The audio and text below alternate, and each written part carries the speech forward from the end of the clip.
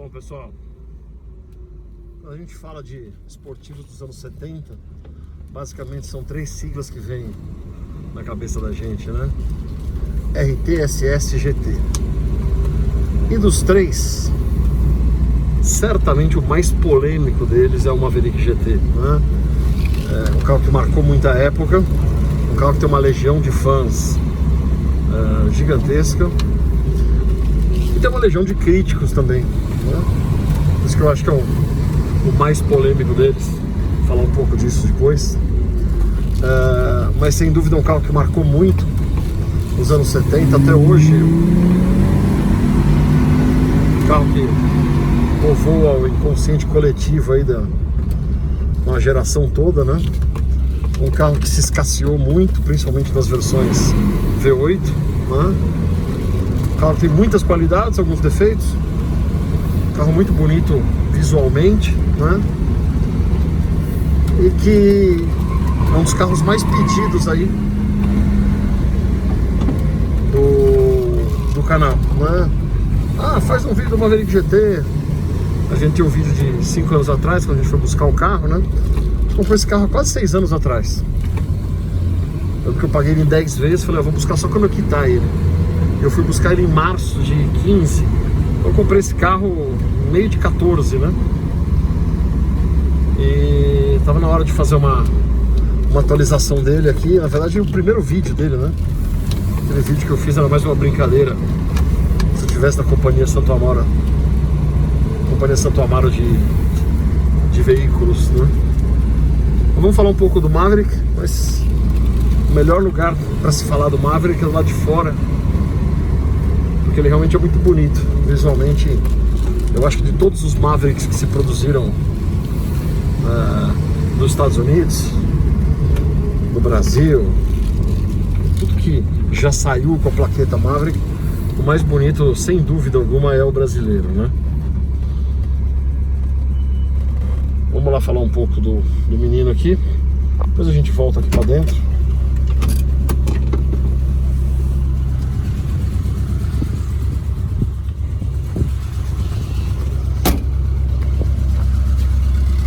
Aqui o Maverick GT 1975, branco nevasca. Minha opinião, uma das combinações mais felizes aí, que dá um belo destaque aí para traseira preta, né? Para as faixas pretas. Esse carro é um carro que foi restaurado por um amigo meu, que é um baita do entendedor de Maverick, né? E que a gente trouxe da coleção. Não é um carro que eu tenho muito histórico da minha infância. Tem um tio meu que tem até hoje um Maverick 77 azul ultramarino, com esse 4 cilindros automático. Esse eu andei bastante, né, quando era moleque, né? Também lembro que a gente fazia rodízio para a escola e a gente ia, minha mãe tinha o Opala de luxo 74 Coupé ultra verde, e a gente voltava com a mãe dos meninos, que era amigo nosso, e ela pegava a gente no Maverick 74 verde mangueira, 6 cilindros, né? Vamos contar a história desse carro aqui. O Maverick saiu nos Estados Unidos, foi lançado em 69 como um carro compacto, barato, custando menos de $2.000, né? Para brigar com os carros baratinhos que estavam vindo da Europa, principalmente o Fusca, que estava fazendo bastante sucesso, né? Olha, o que tem a ver o Maverick com o Fusca, né? É o que eu falo às vezes nos vídeos, às vezes o carro não tem nada a ver com um com o outro, mas eles brigam pelo mesmo dinheiro na carteira do comprador de carro, né? Então o Maverick foi lançado para ser um carro bem barato, saia com 2 opções de motor e 6 cilindros nos Estados Unidos, né? E no primeiro ano de produção foram quase 600 mil carros, acho que 580 mil carros. A diferença de números entre o mercado americano e o mercado brasileiro naquela época era abissal, né? Ainda é muito grande, mas naquela época era abissal. Pra você ter uma ideia, o Maverick, durante a vida toda dele, fez 108 mil carros, alguma coisa assim. E nos Estados Unidos, no primeiro ano, acho que foram 580, 570, 580 mil carros, né? Uma quantidade absurda, né? Já no Brasil ele teve uma vida curta, né? Foram 6 anos, 7 anos modelo. O carro foi lançado em junho de 73 e se fosse atualmente ele já sairia como modelo 74, mas não. Ele saiu como modelo 73, então você tem Maverick 73, 74, 75, 76, 77, 78, 79. São 7 anos modelos, né? E nesse período todo, nesses 7 anos modelo, foram 108 mil carros, né? O Maverick veio para o Brasil principalmente para brigar com o Opala, né? A Ford, quando o Opala saiu 68 como modelo 69, né? A Ford tinha o Aeroiris para brigar, mas era uma briga absolutamente desproporcional, né? O Aeroiris era um carro velho, já em fim de vida aí. E a Ford trouxe o Maverick para ser o carro médio, né? Lembrando que o Galaxy era o carro grande, para ser o carro médio e brigar com o Opala. Demorou um pouco, né? Porque o Opala saiu em outubro de 68, o Maverick só foi chegar em junho de 73, né? Então foram quase 5 anos para a Ford dar a resposta. Isso porque o Aeroiris parou em 71, salvo engano. Então a Ford realmente, de 71 até o meio de 73, não tinha nenhum produto para brigar com o Opala. O Corcel era um carro de proporções bem diferentes aí. Aí eu acho que o grande erro da Ford, né, foi ter lançado esse carro com motor 6 cilindros do Aeroiris. Então o Aeroiris já era um carro velho, ainda pegaram o coração dele e transplantaram no pobre Maverick, né? O Maverick 6 cilindros, a gente brinca que é um carro eclético, né? Ele gasta mais que o 8 e anda menos que o 4. E realmente não foi um carro relativamente pesado. Para os números de hoje, que os carros engordaram tanto, os 1.450 quilos do Maverick não são muita coisa. Mas para a época, era um carro pesado. Eu lembro do meu pai falando: nossa, mas o Maverick tem aquelas portas largas, pesadas, né? E realmente, olha a largura da porta do bicho, né? Você compara com a porta do Opala, a porta do Opala é um fiapo, né? Mas nem tudo era ruim, né? Você tinha a versão GT que vinha com motor 302 e realmente era um tapa na cara de todo mundo aí, né? Se o Maverick não conseguiu competir em número de vendas e tal, pelo menos em desempenho, quando chegou o Maverick GT, engoliu o Opala, né? A briga dele era com o Charger RT. Depois eu vou falar um pouco das minhas percepções dos dois em relação ao desempenho. Tanto que a GM teve que se mexer e para 76 veio com o 250S e aí a coisa voltou a se equilibrar, né? Então é um carro que eu acho visualmente muito bonito, né? Carro invocado, carro essa aparência bem macho, né? Uma curiosidade é que nos Estados Unidos os emblemas Maverick tinham o chifrezinho que vinha aqui do V. E aqui no Brasil tiveram que excomungar os chifres, né? Porque não pegava bem. A cultura latina tem uma visão diferente de chifre. Até hoje as Dodge Ram, hoje só Ram, né? Tem aquela versão Longhorn. A versão Longhorn aqui não ia pegar muito bem, né?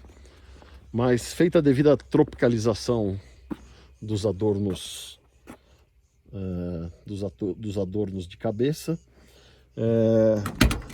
o carro veio com essa cara legal, com essa cara bacana. O interior dele é muito simples, né? Não é um carro luxuoso. Eu acho que a grande diferença para o Charger RT é que o Charger RT é um carro de luxo, né? O Charger RT sempre teve direção hidráulica, ele tem um acabamento mais refinado, os bancos de couro, né? O Maverick tem um acabamento mais espartano, né? E quando a gente fala de motor de desempenho, e aí eu vou ser super sincero na minha opinião, apesar dos meus gostos pessoais, o desempenho do Maverick é muito interessante e ele te engana, porque na primeira tocada nele, ele é até mais esperto do que o Charger, né? Ele dá aquela... parece que você vai decolar, e aí não é bem assim, ele acaba mais rápido, né? Mas é bacana, é legal, é divertido, né? O torque vem rápido, né? Ele sobe de giro. Impressão que essa primeira subida de giro dele é mais rápida do que do 318, né? Depois o 318 parece um pouco mais elástico do que ele. Mas aí é uma questão de gosto. Não cabe a gente ficar fazendo estequiometria, né? Tá aqui o 302. Desde moleque me chamava muita atenção, né? A proximidade do motor com as torres do amortecedor, né? Não tinha muito espaço, na época a gente achava isso super apertado, né? Você pega um carro atual, você é super folgado em relação aos carros de hoje em dia, né? Mas o carro aqui foi super bem restaurado, né? Tem reprodução dos selos, né? Do carimbo, o selo na mangueira. Essa mangueira já está meio trincando aqui. Depois o carro ferve, leva a fama de fervedor. Ah, Badola! Maverick ferve! Vou dar minha opinião sobre o assunto. O 302 tem uma tendência a superaquecimento, por quê? E isso a gente via muito nos dias bem quentes, né? A gente via muito Landau, principalmente com a boca aberta, né? Por dois motivos, na minha humilde visão. O primeiro é que a Ford tem uma característica dos motores trabalharem em temperaturas mais altas, né? O que não é um problema por si só, mas você tem menos margem para manobra, né? E aí sim vem o problema do carro, que é qual? Ele não ter termômetro de temperatura, né? Então, o carro, depois de um tempo, na época, nos anos 70, você usava só água no radiador, ninguém usava aditivo, ninguém usava engine coolant, né? Usava água mesmo e tal. Você começava a ter qualquer tipo de problema de arrefecimento, a troca de água ser um pouco mais lenta, tal, você não ia saber enquanto não acendesse a luz de temperatura. E aí, meu amigo, a hora que acendeu a luz de temperatura, já era, né? Você tá numa estrada, às vezes você não tem onde parar, você tem até você parar, já fez o estrago, né? Então, acho que o maior problema é esse, a falta do relógio de temperatura. Pouco é da característica do motor, né? Trabalhar com um pouco menos de margem de manobra. Haja visto que os motores, por exemplo, dos Galaxy 272 não tem essa tendência a superaquecimento como o 302, né? Mas é um carro muito legal, um carro divertido, é um carro fácil de se perder. Se você vê os resultados que o Maverick teve em corridas, né? Foram bem relevantes, bem expressivos aqui no Brasil. Turismo 5000 eles dominavam, né? Os dojões tinham um problema muito grave de lubrificação. Na época você tinha muita dificuldade de importar peças, né? E quando você pegava as curvas lá de Interlagos, o carro entortava e a bomba de óleo não conseguia pescar óleo. Então você tinha problema de lubrificação nos carros. O dojão andava bem, mas vira e mexe você tinha problema. O Maverick se comportava melhor, foi bem, né, em corridas, né? Até, sei lá, recentemente, 15, 20 anos atrás, quando o carro já era velho, a gente via, eu cheguei a ver o Batistinha lá da Automotor, cheguei a ver ele em 1000 milhas, né, em Interlagos, puta, andando muito com o Maverick, né? Então é um carro que é passivo de muita preparação, né? A fábrica ameaçou lançar um Maverick Quadrijet, chegou a montar, mandar para revistas e tal, mas acabou não saindo. Esse carro, existe o carro, um ou outro carro, mas a Caltabiano fazia, né? Como a Caltabiano fez aquele Galaxy Caltabiano, que era um Galaxy ainda, que de fábrica devia ter um motor 292, mas já com o motor 302, né? Eu acho que foi o Dino que mostrou recentemente um carro desses, né? Então, tinha gente que fazia. O pessoal falava na época Quadrijet como se fosse uma coisa de outro planeta, né? Mas puta, era só um coletor, um Quadrijet Holley, né? E o carro realmente já dá uma alimentada maior aí, né? É um carro tão fácil de preparar. Eu acho que você bota um Quadrijet, põe um comandinho, um Quadrijet, um sistema de ignição melhor, um radiador maior de alumínio, putz, você tem um baita de um carro em termos de aceleração, né? Agora, é um carro que se perde um pouco, né? Eu tenho mais segurança, talvez seja pelo tempo que eu dirigi, né? pela familiaridade que eu tenho mais segurança em fazer curva mais forte aqui, com Dodge, segurando a traseira dele vai para lá, vai para cá, do que com o Maverick, né? Apesar do Maverick ter tido muito mais sucesso em provas nas pistas aí do que os próprios Dodges no Brasil, pelo menos, né? Então, assim, é um carro bacana, um carro que escasseou-se muito, foi muito moído, né? Tinha as transformações mais bizarras que você pode imaginar. Tinha aquele Centauro que fazia um kit meio Mad Max, né? Carro realmente que sumiu, né? Tem muito carro tributo. De novo, não tem nada errado em fazer tributo, desde que você, quando for vender o carro, diga que é um tributo, né? Um tributo sem querer enganar ninguém é uma coisa legal de fazer, né? Querendo enganar, já não é nem questão de ser legal ou não ser, é questão de ser crime, né? Mas fato é que o carro virou objeto de desejo, né? E subiu muito de preço. Então esses carros realmente ficaram muito caros, né? Deram uma desacelerada, né? Deram uma caída de preço, não em valores nominais, mas em valores reais. Eu acho que o preço que eu paguei esse carro há 5 anos atrás é o que ele vale hoje, né? Ah, Badola, mas se ele vale a mesma coisa hoje do que você pagou há 5 anos atrás, então não caiu de preço. Caiu sim, senhor, porque o dinheiro ele tem um valor ao longo do tempo, né? Então, o que você comprava com 100 reais há 5 anos atrás, talvez você precise de 140, 150, 160 para comprar hoje, né? Então, se o carro continua valendo mais ou menos a mesma coisa, é porque ele caiu de valor nominalmente, né?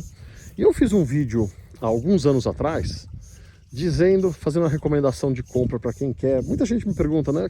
Quero ter um carro antigo, quero ter um V8, quero ter um não sei o que, queria ter um Maverick, queria ter um Dodge e tal.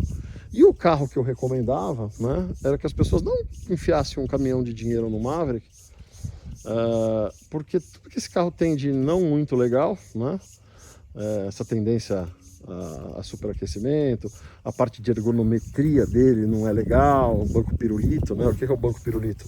Você se encaixa no banco, né? E não o banco em você, né?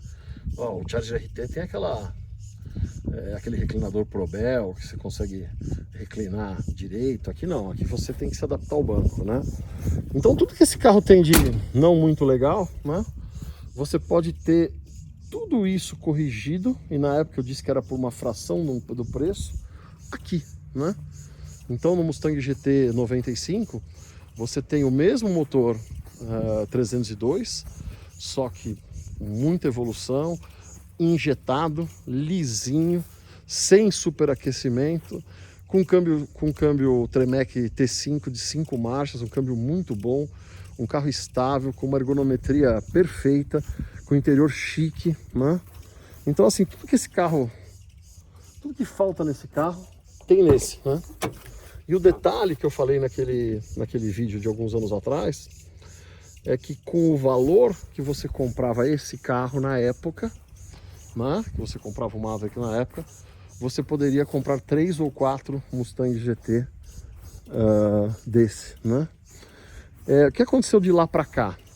Aconteceu de lá para cá que esse carro aqui parou de ganhar preço, até caiu um pouco, e esse carro passou a se valorizar um pouco, né?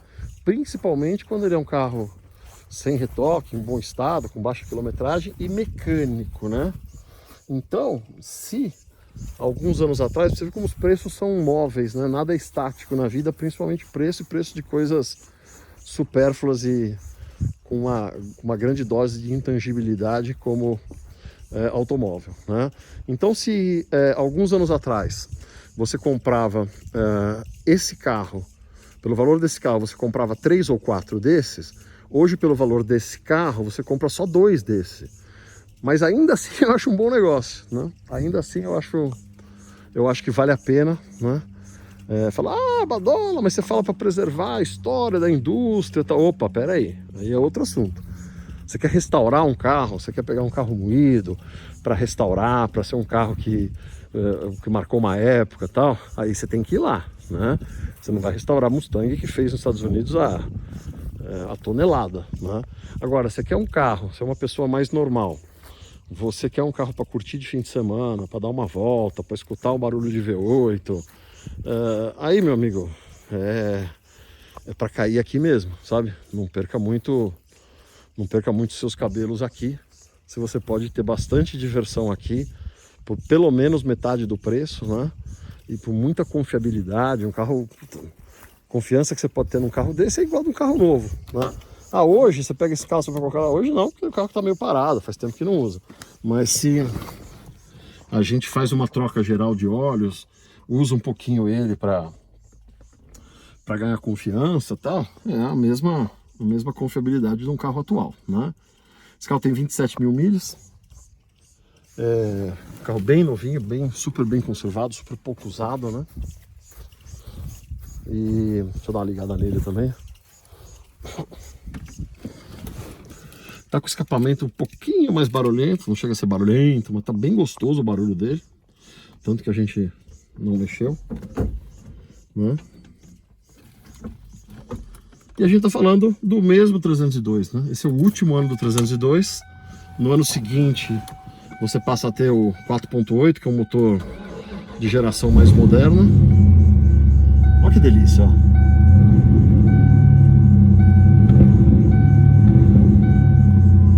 Olha que gló-gló-gló lisinho, né? Um gló-gló-gló I.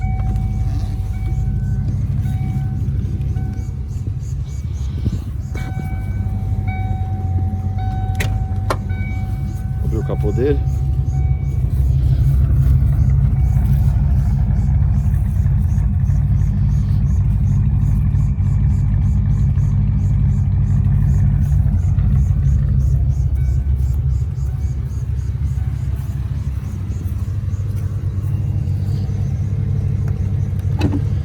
O 4.6 que sucedeu o 302, ele é um motor de geração nova, né? E ele não tem aquela pegada de V8. Eu lembro que em 1996 eu fui com um tio meu para uma feira em Atlanta e a gente alugou um Lincoln, né? E eu peguei o Lincoln, ele tinha um barulho tão manso, tão... Eu falei assim pro tio, nossa, eu acho que esse carro não é V8. Eu acho que esse é um Lincoln V6, cara. E a primeira parada nossa, eu andei um pouquinho lá pra sair do pátio da locadora, eu abri o cofre, né, curioso pra caramba. Fui lá e tava lá, 4.6 V8, né. Então um V8 meio mansão, né. Ele no primeiro ano ele dá a mesma potência do 302, esse carro tem a potência nominal de 215 HP, parece bem mais, né? O 4.8 vem com uma potência equivalente, mas sem essa pegada, sabe? De motor com concepção mais antiga, mais gostoso, sabe?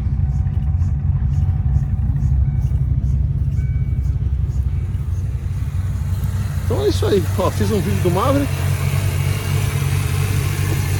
Ah, deixa eu mostrar um negócio que eu falei no vídeo de abertura dessas filmagens aqui. Na verdade, não quero desanimar ninguém a pegar um Maverick, não. Você quer pegar um carro para restaurar, um carro nacional, um carro que tem uma história, que você tem um vínculo com ele, é aqui, né? Agora, se o carro é para curtir, para passear, puta, não tenha dúvida, né? Vá nesse daqui. Eu falei aqui que esse carro foi comprado zero em São Paulo, tem todos os manuais, tudo. Depois ele ficou um bom tempo no interior do Paraná, foi para o interior do Rio Grande do Sul, e a pessoa que comprou teve muita dificuldade de transferir esse carro, né? Porque o Sinetran da cidade não aceitava a marcação de chassi dele, porque esses carros que foram importados não oficialmente, e esse carro é uma importação não oficial, mas quase oficial, né? Quem importou esses carros foram algumas concessionárias Ford. Então a companhia Santo Amaro de Veículos foi uma delas. Os concessionários estavam bem bravos com a Ford nessa época, que a Ford, com a advento da Auto Latina lá, na visão deles, estava perdendo o mercado, era preterida em alguns lançamentos em relação a Volks, né? Eles queriam ter uma versão do Gol Bola Ford e não tiveram, e passaram a plataforma do Escort para a Volks, mas a Volks não passou do Gol para eles. A Ford estava bem, os concessionários estavam bem bravos com a Ford na época, e uma das coisas que eles fizeram foi importar o Mustang eles mesmos. Então a Ford do Brasil nunca importou o Mustang esse geração 4, né? Importou agora, o atual, que aliás é um carro bem interessante também. Mas as concessionárias trouxeram, eram 4 concessionárias na época, não vou lembrar quais eram, mas eu lembro dos anúncios e tal. A Pepsi deu um carro desse, um carro não, deu 50 carros desses numa promoção, né? E aí a marcação de chassi dele tá aqui, ó. E é essa marcação de chassi mesmo, né? Nos Estados Unidos ele não tem marcação de chassi. A marcação de chassi dele nos Estados Unidos é a windshield tag aqui, né? Windshield tag é a plaquetinha do para-brisa, né? Alguns carros mais novos ele tem um código de barra que a pessoa vai fazer a vistoria, só passa aqui, pip, já passou. Então esse carro não tem número de chassi marcado. E aí quando os carros vinham para cá, quem importava colocava aqui. E o Ciretran da cidade lá, que essa marcação se repete em algumas peças, tal, mas a marcação que vale para transferência é essa. O Ciretran da cidade não aceitou, né? Provavelmente cidade menor que não teve a quantidade de carros importados, de importações não oficiais, né? Importações independentes. Então não tinha essa vivência disso, né? E o cara comprou o carro, ficou um ano com o carro, não conseguiu transferir.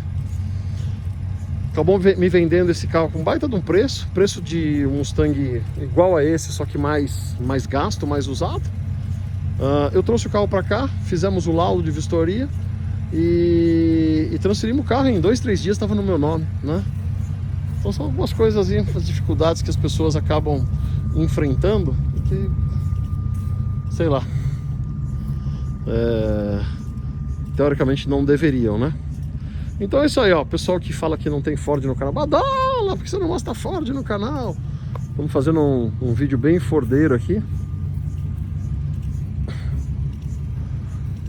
contando a história do Maverick, né? A história do Mustang eu não vou contar porque todo mundo sabe, né? Lançado 64, primeiro Pony Car, não, mas o primeiro Pony Car era o Barracuda, que saiu 3, 4 meses antes, não, mas o Barracuda era muito feio, então era ele, não era. Bom, esse é um Mustang geração 4, foi super revitalizadora essa geração 4, porque a geração 2 era terrível, né? A geração 3, o Escortão, na época eu achava legal, depois eu passei a achar terrível, hoje eu acho legal de novo, né?